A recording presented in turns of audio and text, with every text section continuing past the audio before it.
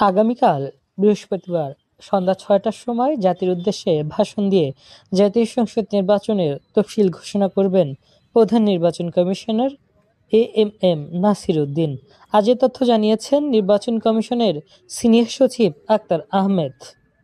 এর মধ্যে দিয়েই শুরু হবে নির্বাচনী প্রক্রিয়ার মূল আনুষ্ঠানিক অধ্যায়। তবে তফসিল ঘোষণার আভাস মিলতেই বদলে গেছে পুরো আগারগাঁও নির্বাচন ভবন ও আশপাশের এলাকার চিত্র। গোটা এলাকা এখন ঘেরা নিরাপত্তার বলয়ে।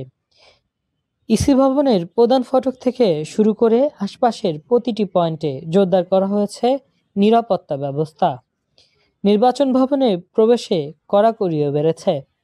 কমিশনের কর্মকর্তা কর্মচারী, দায়িত্বপ্রাপ্ত আইনশৃঙ্খলা বাহিনী এবং অনুমোদিত সাংবাদিক ছাড়া অন্য কারো প্রবেশে পুরোপুরি নিষিদ্ধ। প্রবেশপথে বহিরাগতদের শনাক্তে ব্যবহার করা হচ্ছে স্ক্যানার ও ডিজিটাল যাচাই পদ্ধতি।